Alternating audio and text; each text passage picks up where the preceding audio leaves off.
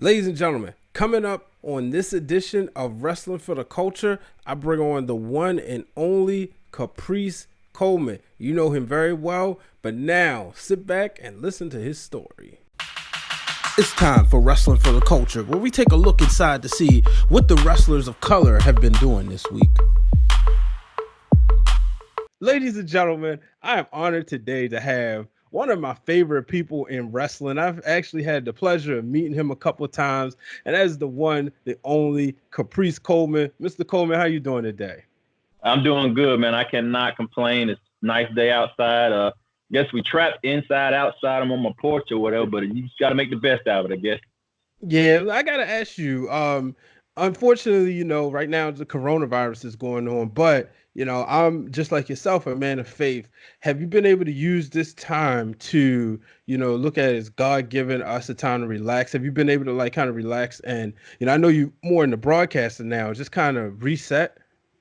Yeah, actually it is, man. When it's crazy that it almost took like a pandemic to get me to be home for a while, because now I'm home. I actually get like 8 hours of sleep.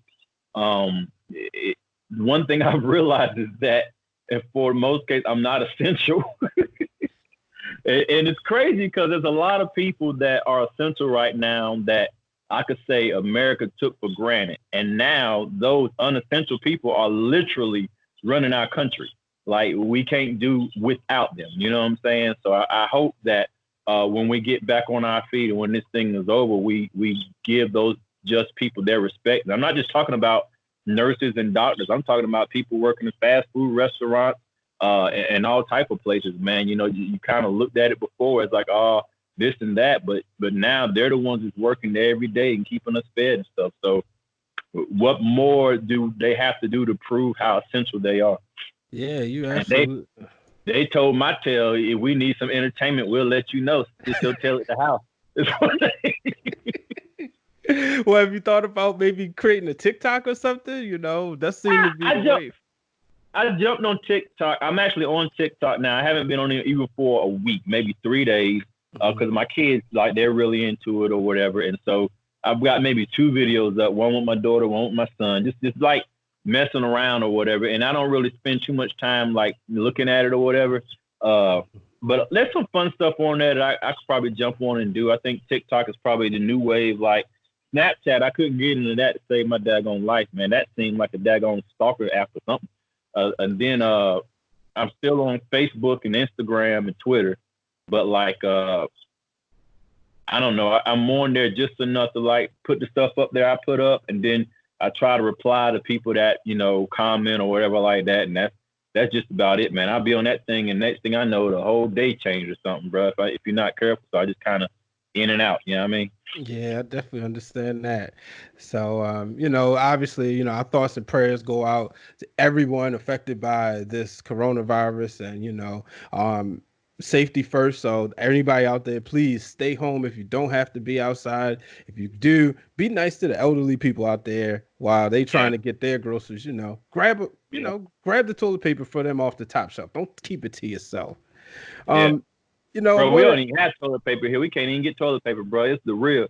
And I'm blessed because my wife has like some stuff that we get on automatic shipment through Amazon. And so like a week before all this happened, we got like our toilet paper shipment in.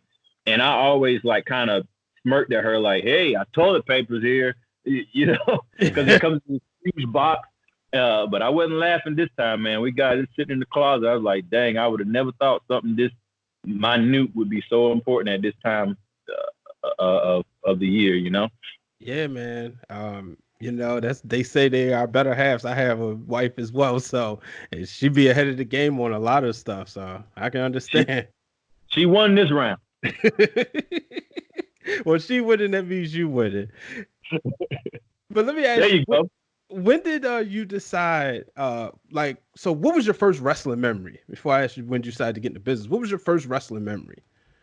Oh man, I take that back to like early 80s, probably like 81, 82. I remember turning on the TV, and I think the first wrestler I ever seen was Dusty Rhodes, and he wasn't wrestling; he was interviewing. He was in an interview, and he was talking. I want to say he was feuding with Barry Windham, or somebody, and they was talking about the devil in the boot. And with me being like real religious, even I was raised up in a religious family. Mm-hmm. So be on TV and somebody's talking about there's a devil in the boot, I was hooked, And then I saw them wrestling, and it was Dusty Rhodes. Guys, I guess, out of all the wrestlers, um, he was the only one I could relate to because like he talked like me, walked like me. You know what I'm saying? His verbiage and everything, was the way that people I knew talked.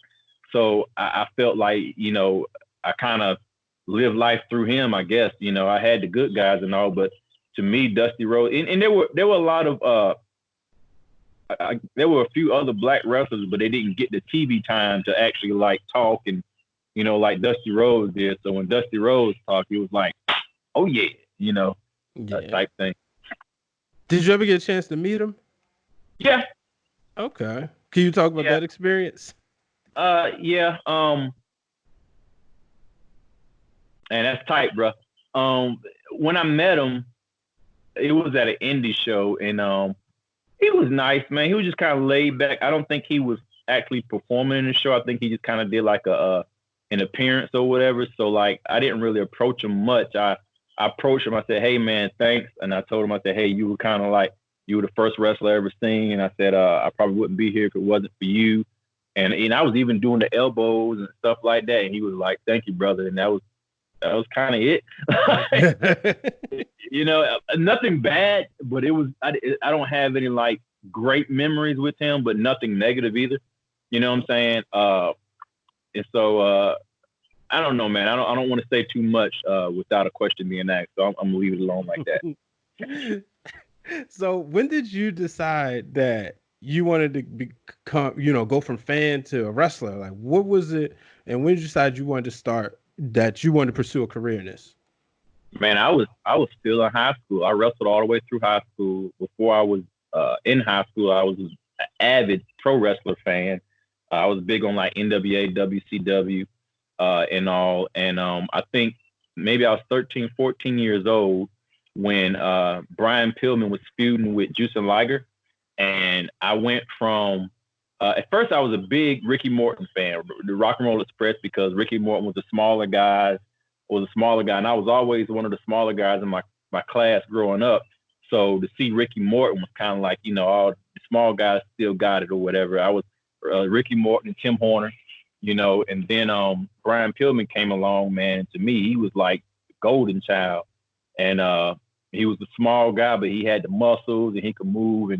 And when he started wrestling with the feud with Jushin Thunder Liger, and then they created the cruiserweight division, I was like, that's what I'm gonna be in.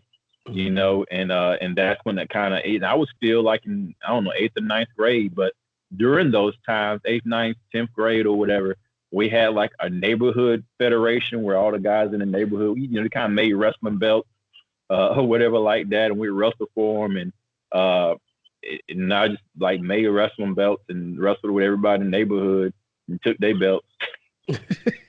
Now, when you got to school, was it hard to transition from the NWA, WWE, well, I should say WWF style to the, I guess they call it amateur wrestling style. So Yeah, from the no, pro it was wrestling. actually, yeah, I actually got a pretty cool story with that, man. I knew I wanted to wrestle at school, and I went right when wrestling season started. My stepdad, my mom remarried when I was in like sixth grade, and my stepdad wrestled in high school, or whatever, and he was telling me how it was different, and he would show me a little bit as far as like starting from neutral and ground game and stuff like that. So we wrestled around a little bit, but in my head, when I tried out for the wrestling team, I was looking for the ropes, squared circle, all that stuff. And so I had to relearn wrestling, but it kind of made me love it even more because in my head I knew it was entertainment, you know what I'm saying? But this was like to me real wrestling. And I got a taste of that, man. I was addicted. Bro. I love amateur wrestling. Even today, man, I could sit there and watch it all day long, man. And my wife or kids, if something's on TV with amateur wrestling or whatever like that, they'll walk in, see it, and they'll walk right back out the room because I'm hooked. Oh yeah, yeah. I gotta give a shout out to my boy Glenn Thomas, host of the Wrestling Marks of Excellence, because he's actually a coach, a championship coach in amateur wrestling, up the road from you in he coaches in Hopewell, Virginia, and maybe Okay. Richmond, but yeah, he coaches at high school. And I remember, just like us, diehard wrestling fan, but he got into the amateur style. Even his son does it. And a lot of times I'll, ask him different things, and he'll tell me about his students. And I remember the day he called me and said, "Hey man, one of my boys just won the championship, won the state." So, It's a I big deal. yeah, I have I don't watch it as much as you guys, but I have like flipped the channel. I saw like Ohio State versus Michigan on, and I was like, let me watch this, because there's an appreciation for it. Yeah, those guys, man. It's like a wrestling, uh, in its essence, is the literal game of human chess. You're actually playing chess when you're on that mat, man. You can't go out there and do move for move. You got to be ahead of the guy 4 or 5 steps, man, or you're gonna get caught and you're gonna get stuck. And I loved it, man. Even now, man, like I wanted even that's what got me into pro wrestling because after high school, I wasn't good enough to wrestle in college. You know what I'm saying? I was probably good enough to be a walk-on in college, but I went to community college. And so I was still trying to wrestle. So after high school, I ended up doing pro wrestling. And I remember my first day of pro wrestling practice, I was shooting on everybody, and I was trained with like Matt and Jeff and them, but like when they first was like, "Can you wrestle?" I was like, "Oh yeah." And they had other guys there, and I was wrestling them and doing like shoot holes on them, and then they kind of broke me in on what was really going on, or how to do stuff, and that's the adjustment from collegiate wrestling to pro wrestling was probably the hardest adjustment I've ever had because I was so used to protecting myself, staying off my back and doing all that stuff. And then when they were like, take a bump, I was like, what you mean take a bump? You know what I mean? What you mean fall flat on my back? I'm not going to fall flat on my back. That's going to hurt. I'm going to roll and tuck and you know what I'm saying? Mm-hmm. Or whatever like that. So that was probably the hardest adjustment out of everything. Okay, so you did that. Now, what was it like? Just like what was it like? Training with them. Now, was this right before they had went on to the WWE, or is this Oh, around? man. Oh, many years before. This was around 2003, 2000. No, 1999 was my first match. Okay. Yeah. So this was 97. Like in Gotcha. 97, I started training with them, and they weren't WWE yet. They were doing like they were indie. They were their own indie shows. And when I first started, they were like the East Coast Championship Wrestling, and then it went from East Coast Championship Wrestling to New Frontier Wrestling Alliance, and it went from New Frontier Wrestling Alliance to Omega, and Omega. New Frontier Wrestling Alliance has been like Steve Corino, Joey Matthews, and all of them kind of got word of us. But then when Omega came, it's like people from all over. That's when it kind of blew up, and I kind of thought I was in the WWE, with Omega because it blew up kind of fast, man. We were in, but like it was a pretty big indie. It was huge. Okay. And what was some of the how did that help you, like those grassroots? How did that help you prepare for your career that was to come? Man, it set my grounds in knowing who I am. But it was also weird because we were way ahead of the game. In the late '90s, early 2000s, in America, everybody was still doing the basic wrestling stuff, But Omega, we were doing like luchador type stuff. And so we were big on like ECW and AAA type stuff. So we were doing the moonsaults, Frankensteiners, and all that type of stuff. So when Omega shut down and Matt and Jeff got signed and went to WWE, when I started going other places and working matches, I was almost automatically the star because I was the only one doing moonsaults and corkscrews and dives off the top rope and stuff like that. And then everybody was like, "Oh man, these guys are a bunch of spot monkeys and they need to slow it down. They need to tone it down and all that stuff," just because nobody was doing that. And I was never at a place to where a high flyer then was somebody that jumped off the top rope and did a crossbody, and we were doing way, more advanced stuff than that. And the only time I ever ran into anybody else that was doing anything close to what we were doing is when I went to NWA Wildside, and that was where AJ Styles was, K Crush, which is R-Truth now, JC Daz, man, so a lot of guys from that area that came out from there. So that was like down in Georgia. Okay. Now, when you started in the South, I've heard that there's a difference between the South versus the North in wrestling. Did you notice a lot of that? I know you said you guys down at Omega were doing a lot of the lucha libre stuff and the high flying stuff, but when you started traveling more, did you start to notice a difference in the styles from by region? Well, mostly when I was traveling at the beginning, I was traveling from North Carolina to Georgia. Okay. And the highest I would probably go up would be Virginia. We did shows in Virginia or whatever like that. The first time I went up north was for Ring of Honor. And that was like in 2006, maybe. And that was, and AJ Styles was there before I was there, so they, at that time, I don't want to get my years messed up. It might have been like 2007 or something. At that time, they were taking the cream of the crop, man. They had like Christopher Daniels, AJ Styles, Low Key, the Briscoe brothers, and all these guys that we kind of knew before Ring of Honor got big because they would all come down to NWA Wildside and do matches. Matt Sydal and Delirious and Homicide. Samoa Joe, all those guys, they would come down south. The Spanish announce team, those guys, they would come down to us. And so the first time I went up north was New Jersey, and that was like Ring of Honor. Okay. Now, when did you and Cedric Alexander join up to become the CNC Wrestle Factory? That was Ring of Honor. I went overseas in 2006. To 2009, I moved to Kuwait and took like a shoot job. I was working for the military. I was a contractor for the military, and I did like logistics work or whatever.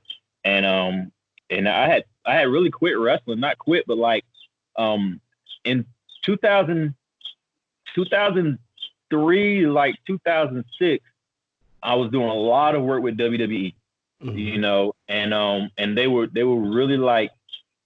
It kept looking like I was getting ready to get a job. And like the crazy thing that would happen is I would be like on the cusp, I would think, and the management that was seeing potential in me would get fired. They would quit or something would come out. Oh, man. Yeah. And the same thing happened in like 2006 or between 2005, 2007, had to be 2004 with Ring of Honor. Because I remember going when I first went there before, when I was there and I did a couple of shows with them, and I'm not gonna name any names.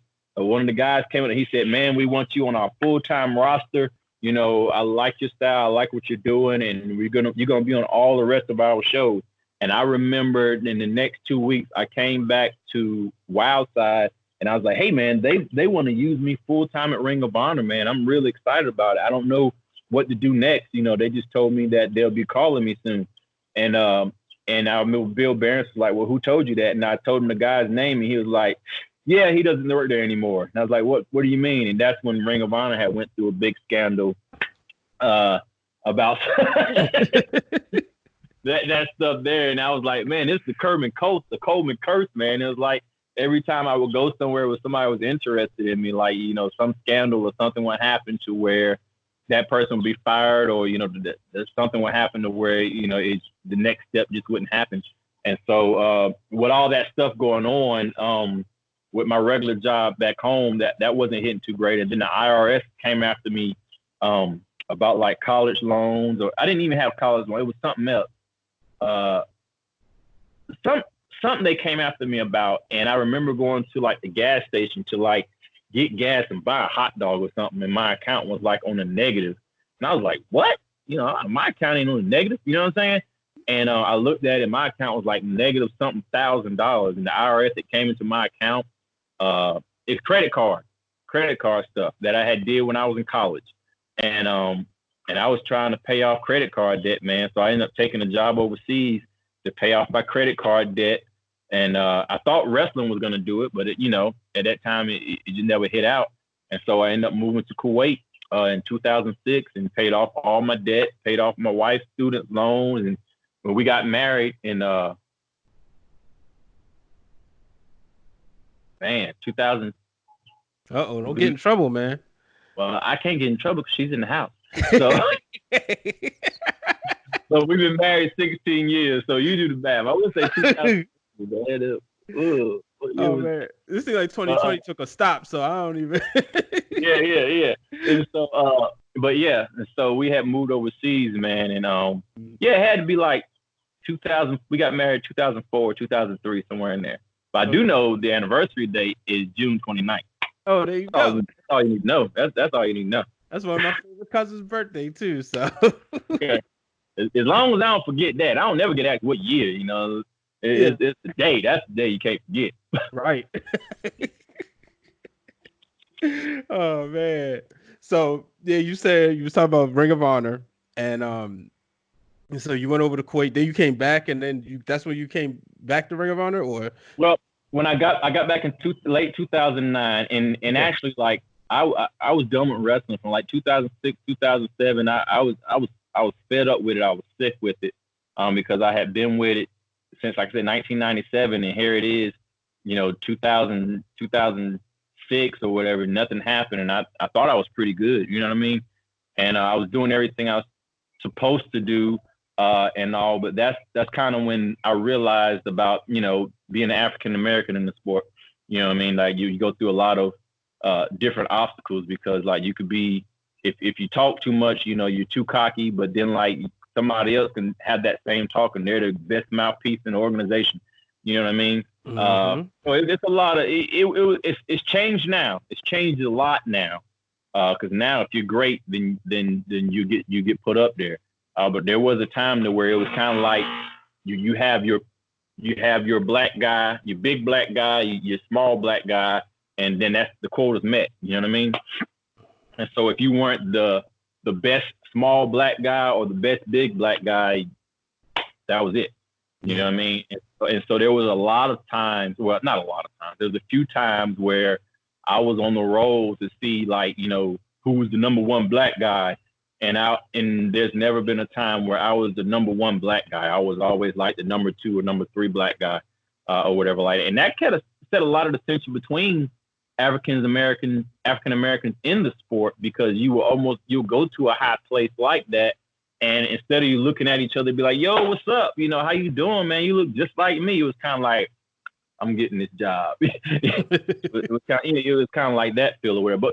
But long story short, when I got back in 2009 or whatever, I went right back to NWA Wildside. They had changed their name to NWA Anarchy, and I just started working with them heavily again. And then in Ring of Honor and WWE and TNA got word that I was there, and each one of them called me and individually had me to do stuff for them. But what had changed was when I got back from Kuwait, I was like 30-something years old then. And so I specifically remember a phone call I had with TNA office when they were getting ready to revamp the X Division, division, and we were talking about stuff, and they were getting ready to get my information down to book my plane tickets. And when I told them how old I was, it was like the conversation just halted. Oh, you know what I mean? And that's when I realized that I was getting up there. You know what I mean? I was, at that time, I had to be like 33, 34 years old. And they was like, "You're what?" And they was like, they didn't even like, when it came out, I was talking to the person, and they was like, "What year was you born?" I was like, "Oh, 77. They was like, "What?" And I was like, "Yeah." And they was like, "Oh, okay." They said, "Yeah, we're gonna, well, let us call you back. We're gonna call you back." And never got called back from it, and then when I went to WWE or whatever, WWE was different. I think at that time, when I went there, everybody was nice, but it wasn't anything like, "Oh shoot, he's back." It was just kind of like, I was one of the guys that was just in the back, and it was almost like starting all the way over again. It wasn't like, oh shoot, we remember you, because a lot of the guys that was there when I started, they weren't there anymore, and Matt and Jeff weren't there at the time. And so like some of the guys knew me, but the weird thing about being up that high is that the people that I knew weren't on the level to be able to help anybody. They were on the level where they're still trying to keep their jobs themselves. You know what I mean? And so it's kind of like, hey, you know, get in where you fit in. So I got nothing bad to say, because I've been in that position to where, you know, you get a job at a good place and everybody's like, hey, man, you know, put in a word for me. And you want to say, hey, man, I'm trying to keep my own job. You know what I'm saying? And so Ring of Honor gave me a call, and they said, hey, man, we see you back in country, and, you know, we want to give you a couple of shots or whatever. I was like, all right, cool. And I went there and did a couple of tours with them. And I was like, hey, man, you know, we're getting ready to, you know, get bought by Sinclair Broadcast Network, and we're going to be running like a full-time schedule. Can your body hold a full-time schedule? I was like, yeah.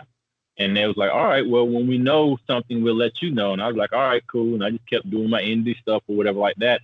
And they called me back and they said, all right, this is what we're going to do or whatever. We got a show. And they wanted to bring me in. They brought me in again for singles. They said, we got this idea of you tagging with a guy, now Cedric Alexander. Now, before that happened, while I was doing the indie stuff in between, I remember when I got back in country, I called the people that I was normally working with, and we were going over prices, and I give them my price, and they was like, no, we want to pay you this much. I was like, what you mean pay me this much? It was like, well, we can get Cedric Alexander for so and so, and I was like, well, get Cedric Alexander then, you know. And I called 3 or 4 places and I promised to God, they was like, well, we can get Cedric Alexander, and he was new, so it was like peanuts, and I was like, we'll get Cedric Alexander, and I didn't even know who this dude was, but I hated him. Like, okay, wow. Because I was like, who is this little kid taking all my bookings? You know what I mean? And so then I was booked on a show with him. I want to say it was in Mount Airy or something. And I'm sure he had no clue who I was. And so I went there and I saw his name on the thing. I'm going to see who this kid is that's taking all my daggone bookings. You know what I'm saying? And so I didn't even speak to him in the back. I just kind of like shook everybody's hand. I just like everybody. I didn't treat anybody different or whatever. He shook my hand. I was like, hey, how you doing? Nice to meet you or whatever. Just kept on about my way. So when his match came out at the curtain, like, he was checking this dude out. And I remember like 30 seconds, man, I was watching this dude. I'm like, he little. He all right. I mean, that was good. And it was, I was hooked on him. And I remember like he came to the back, man, and me and my brother, Sweet Dreams, man, he came to the back. I was like, bruh. I was like, man, you got it. And he was like, thank you, you know, and at this time he had like a fade or whatever like that. He's kind of sat there. He's like, thank you. And he just talked a little bit. And he was a kid, man. He couldn't even been 20 years. He's probably 18 years old at the time. Mm-hmm. And so we would go different places and we would be on the same card then, because then NWA was trying to start back up. So he was tagging with, I want to say, Caleb Conley at the time. And I was doing single stuff. And so we would be at different seminars together, whatever like that. And we would pick, and I would say, hey, man, go to the other side because they're going to see us together. They're going to make us a tag team. Get away. You know? And that was our joke. It was like they're going to see 2 black guys together. They're going to try to reform the Ebony Express. So I was like, man, go to the other side. And so if he was in there first, he's like, man, I'm in here first. You go to the other side. You know, that was just kind of our on-running joke. So when Ring of Honor called and said, hey, you know, got an idea with you tagging with Cedric Alexander, I just kind of laughed. And when we both got there, because we rode in separate cars, he was still doing a lot of stuff at High Spot at the time. We looked at each other and we just fell out laughing and gave each other a hug, man. And like our chemistry, man, we had never worked together before until Ring of Honor. And our first match was against either Bravado Brothers or against Adam Cole and Kyle O'Reilly. And like, bruh, our chemistry was it was like we instantly clicked, man. And like even after that match, even like going through the match, it was kind of like a big brother, little brother type thing. You know what I'm saying? And bro, I don't know, after that, it kind of made us family. And before we would just like cool with each other, see each other and talk or whatever like that. And he would ask me stuff, or, you know, we would kind of chop it up a little bit. But like Ring of Honor kind of brought us together, but like it kind of made us family too, because I didn't know how much we had in common and all until we kind of started working together. And then after that, man, it was like we would be in the same hotel rooms, or even when we weren't, like we would just always, it was just us two. It was like he was my little brother, and then it went from being my little brother to my brother into like one of my friends, It's kind of like he grew on me. He went from being a mentee to like, same level, then even higher, because I told him even when we started, I said, look, man, I said, I'm a great wrestler, I said, but I'm more of an entertainer. I'm a talker. You know what I mean? And I said, bro, you got it. I said, you're the wrestler. I said, when we're tagging, I said, man, just let me do the promos. You shoot the facts out, and I'll throw the color out there. You know what I'm saying? When we wrestle, man, you do all your stuff and I'll do mine. I said, but like everybody's gonna see pretty soon that you are the wrestler of the team. You know what I'm saying? And that's kind of just the way it happens. And when it started happening, man, I didn't fight it, because I knew it all along. I was just waiting for everybody else to find out, because I just knew he had it, But I knew I was an entertainer. I knew I was a great talker, and I knew I had the innovative style or whatever. But Cedric, he had wrestling down pat. Yeah. Now, speaking of you talking, I gotta ask you about this. You're a preacher. Mm-hmm. Did you start preaching around the time before you went to Kuwait? Was it afterwards? Like, did you start preaching during your wrestling career, or like how did that happen? I should say. And I was called a preacher when I was 14 years old. Okay. Yeah, 14 years old. So I was already preaching when I was 18, and all that. I was minister, grew up in the church, and I got ordained when I was like 27. Um, and I think when I was 30, I was ordained as an elder, or whatever like that. So like I was always into the church. I grew up into the church and all, and I got licensed, like I said, when I was in like my 20s, or whatever. So wrestling was always a hobby. Okay. Until it started getting to a point where I couldn't hold a 9 to 5 because of it. You know what I mean? Mm-hmm. And so I was always known as, and that's and honestly, if you look back at it, a lot of things I couldn't do in wrestling that may have got me ahead of the game was because of my religious beliefs, because there I was was just gonna some ask you things that. I just wasn't gonna do. And I've even had conversations with WWE, about doing certain stuff, and they asked me, they was like, hey man, we got this gimmick to where you come in, you're gonna be a thug, and you come in and you this, and they were pitching the crime time thing to me, and I was like, nah, I'm not a thug, man. I get on TV, try to act like a thug, they're gonna read right through me. You know what I'm saying? And that's went over to Kuwait, and not even a year later, man, I turned on TV and there's crime time. I was like, oh, they got the thugs. You know what I'm saying? Yeah, I couldn't. I'm not a rapper, not a thug or anything like that. I'm a black man that can communicate, tell what's on my mind, speak a good rhyme, and but they weren't looking for that. Mm-hmm. Now you've been able to, because I've heard wrestling fans said they've seen your sermons on YouTube. And Mm-hmm. I think that's matter of fact, that's what I think one day we was at Ring of Honor backstage and you had finished doing your promo pictures with Blake Thomas. And he told me, he said, Caprice Coleman is a preacher. He said, you should check it out. Have you seen where you've been able to bring wrestling fans and even wrestlers to Christ because of your wrestling influence?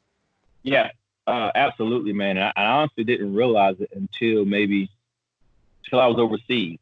And when I was overseas, at the time, I still kept in contact with some guys, and I would watch TV or whatever, and I see some of the guys, but then like, I would see, some of the guys that I used to ride on the road with, but like into the church, being really, really, and I was like, man, how did this happen? And like, they would tell me, hey man, riding up and down the road with you, seeing somebody that was like into it and real about it, you made me take it real. And there was one wrestler I know, Chad Farm. He was NWA Wild Side. He was Azrael, in part of his tag team in Wild Side, and now he's a preacher.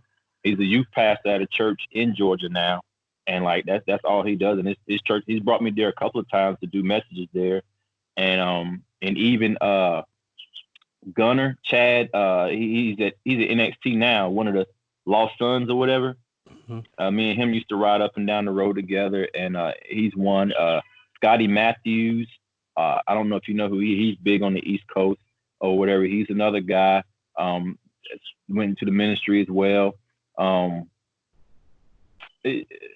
then like meeting other guys in the ministry. But yeah, there's a lot of altercations I can tell you that I went through in the back. There weren't bad altercations, but just guys that to where for a lot of times I was kind of like the chaplain, unnamed chaplain in wrestling, because people would just talk to me, and I wasn't like I wasn't a Bible bringer and beat people over the head with the Bible or whatever. It was just I'd be in the locker room and people would come up to me and they would, talk to me about stuff, and I'd listen to them and I would tell them what I thought, man. And if they wanted me to pray for them, I'd pray for them. And that's just the type person that I've been, and some of them, they'll come back, man, you didn't know what I was going through. I really appreciate that. Really. And I can't look and say, oh, it was me, because hindsight, looking at when I was doing it, I didn't think, oh man, I'm doing this great work for God. You know what I'm saying? I was just doing at the time what I was supposed to do.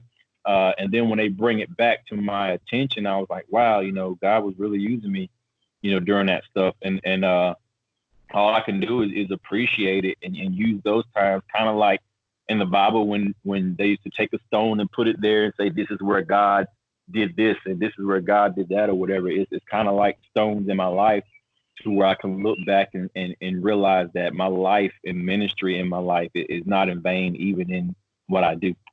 Yeah. And that's great. Anytime you can bring somebody to Christ, it's amazing. And I tell people all the time, like, hey, we all fall short, but if I can live right and show you, hey, God did this for me, he could do the same for you. Um, you made a transition at Ring of Honor into broadcasting. One of the things I thought was entertaining when you interviewed yourself. So I'm hoping I can do a good job. I don't think I can do as good as you when you interviewed yourself. But can you just talk about that, how that came about, and how much you're enjoying it? Oh man, it's almost like it's always been in the works, because like I said, when I came to Ring of Honor, they kind of knew I was the mouthpiece of CNC Wrestling Factory. And then when they split that up, I went to a singles career. And I mean, I'm just being honest. I wasn't a great singles wrestler, because evidently I just didn't get over. So I mean, I can't say I can't blame that on anything by it myself. You know what I mean? But even when I was wrestling, they would put me on commentary, and I would do commentary with like Kevin Kelly or something like that. And I remember the first time I did commentary with Kevin Kelly, when I came back to the dressing room, they was like, you have a knack for this. And I was like, really? And they was like, yeah, like you're really good at it. And I was like, okay, okay.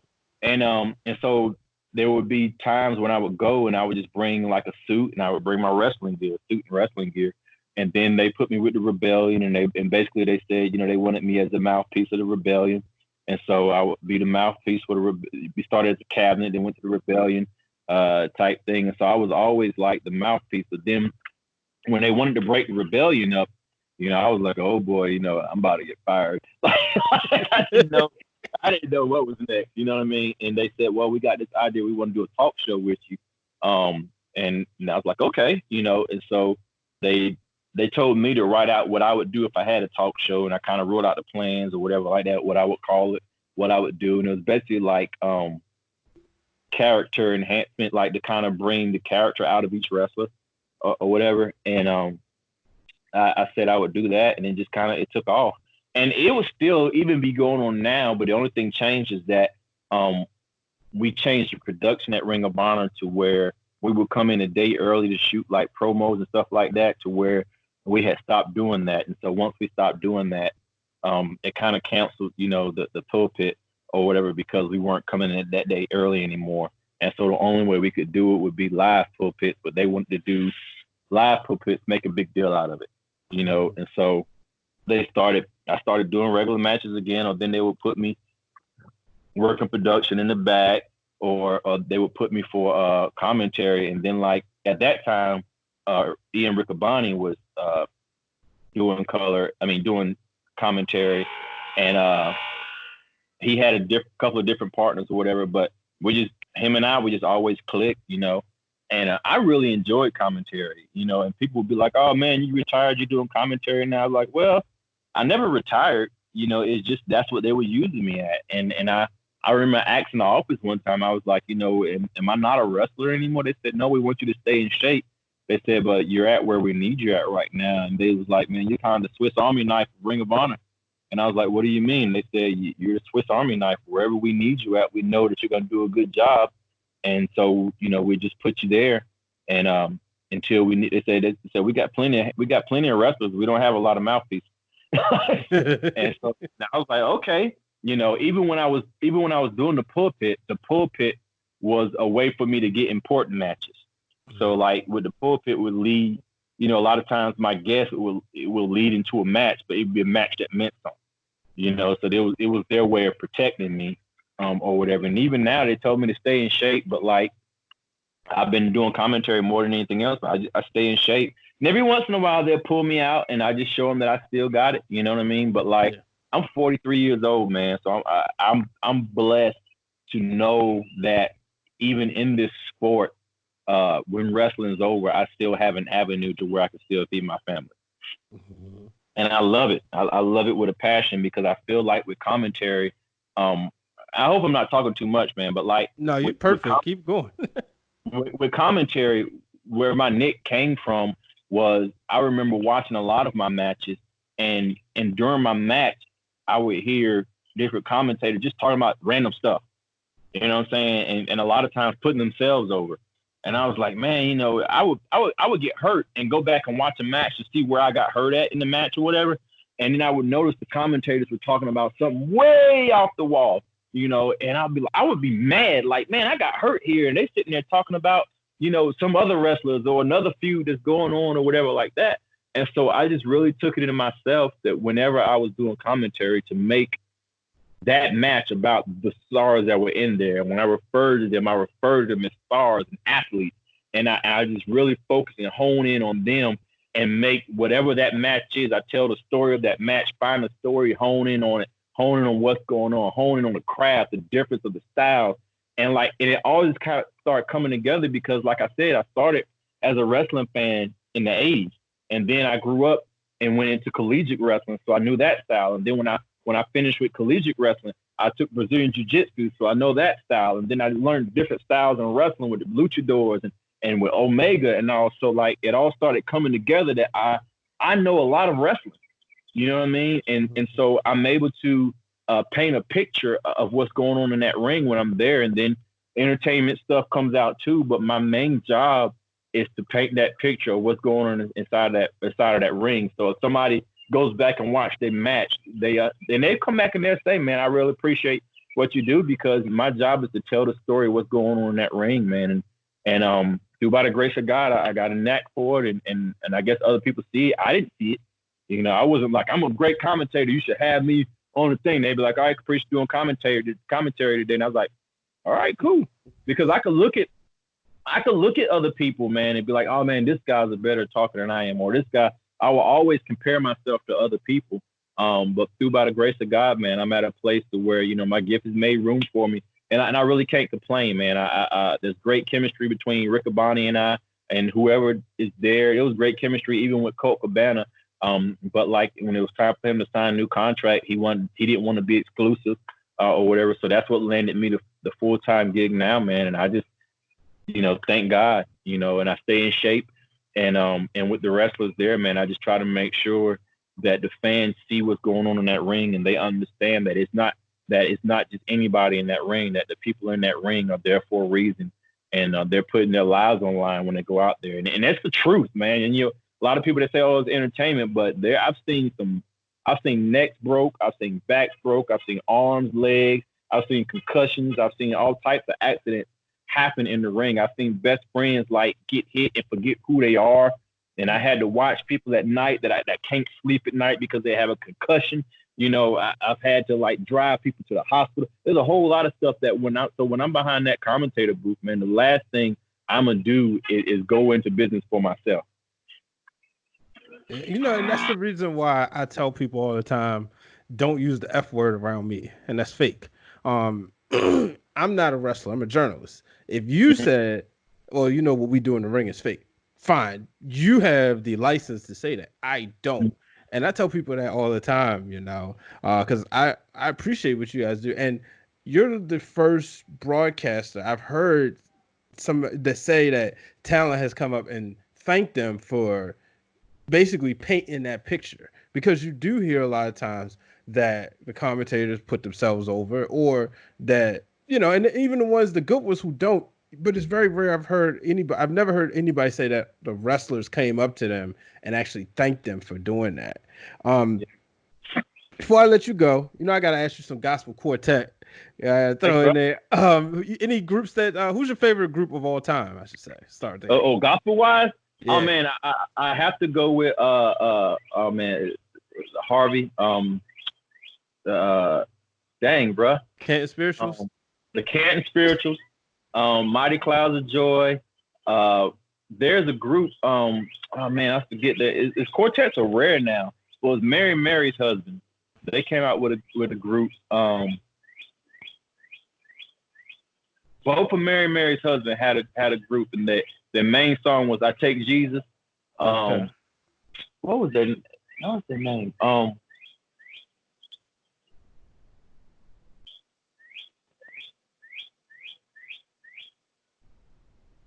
Right, Soul Seekers.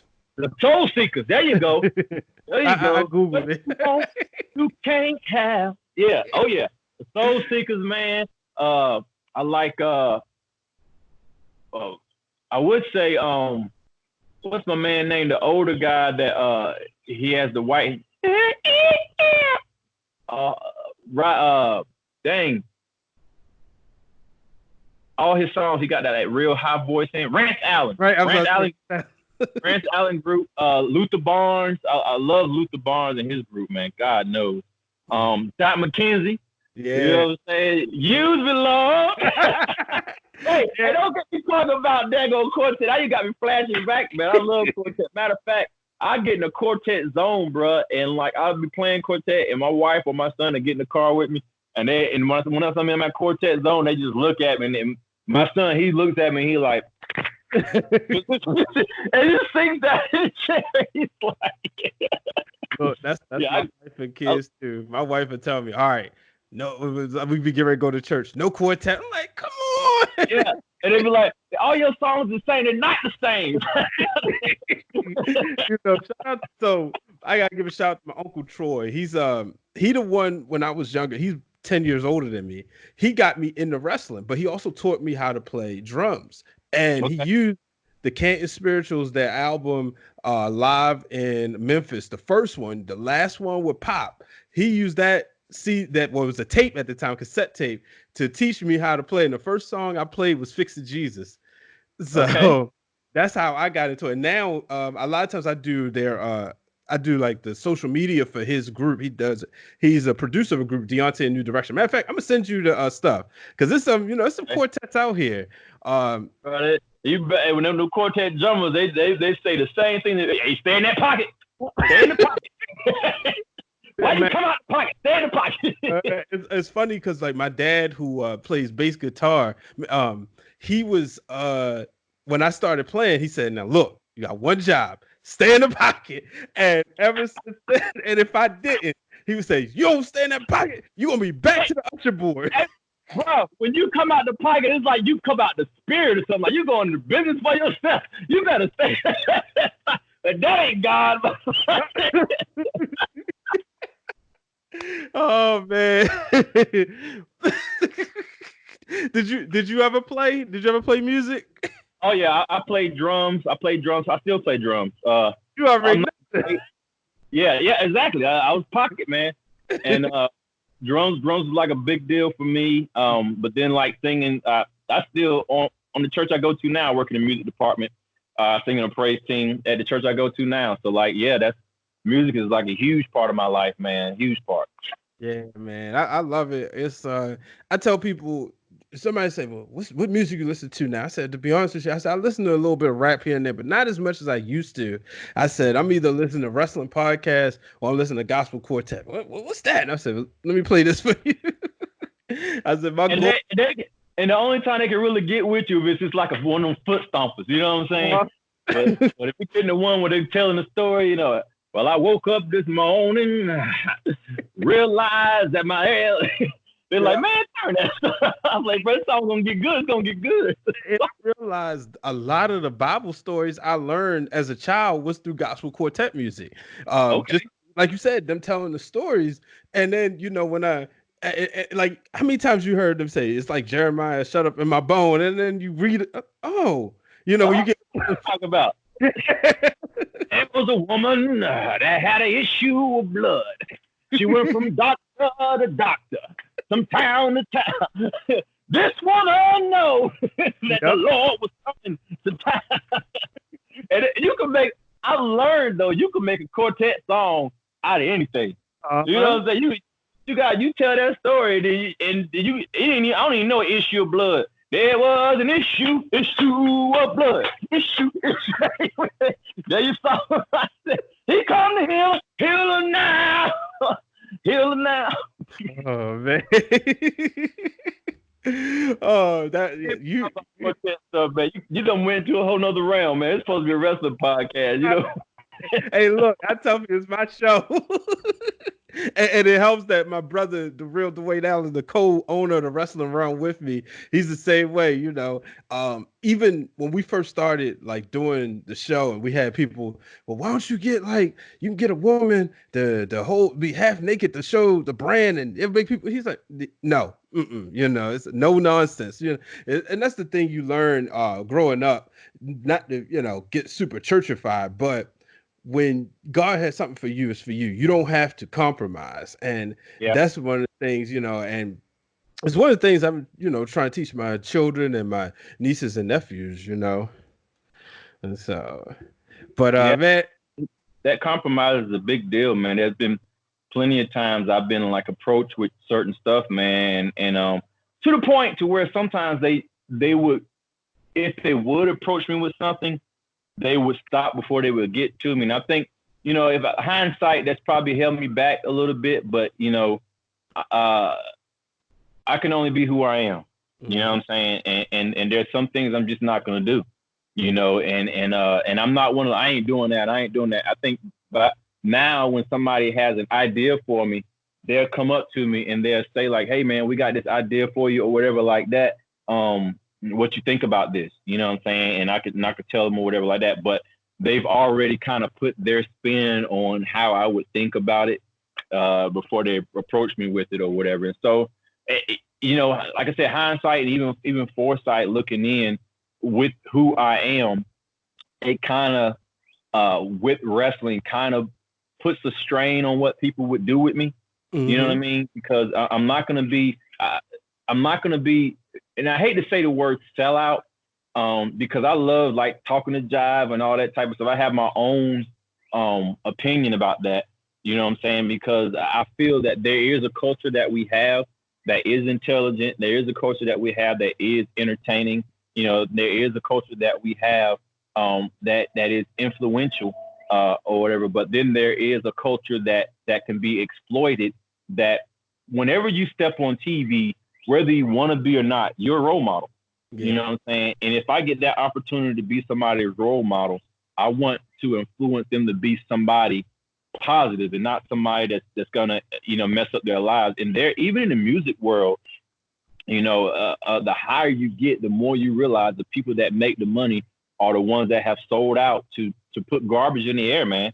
You know, and it's like if you look at even the industries now, a lot of the guys that are paid, you know, the most money that are singing now, because if you look at like Jay-Z and Diddy now, you know, they've come to the light and they're like, hey, I'm putting my own stuff out there because I'm not selling out anymore. That's a real statement because, you know, the ones that are, a lot of the guys that are making money on TV now, they present a picture that if the young culture follows, they can't go anywhere and get a job. You know, you dye your hair purple, green, blue, gold, and all that type of stuff, and you go to try to get a job somewhere, the first thing they're going to tell you is, you know, you need to change your clothes or you need to change your hairstyle. I ain't changing this is my culture. But the culture was intentionally changed to make people look in a way where they can't get a job.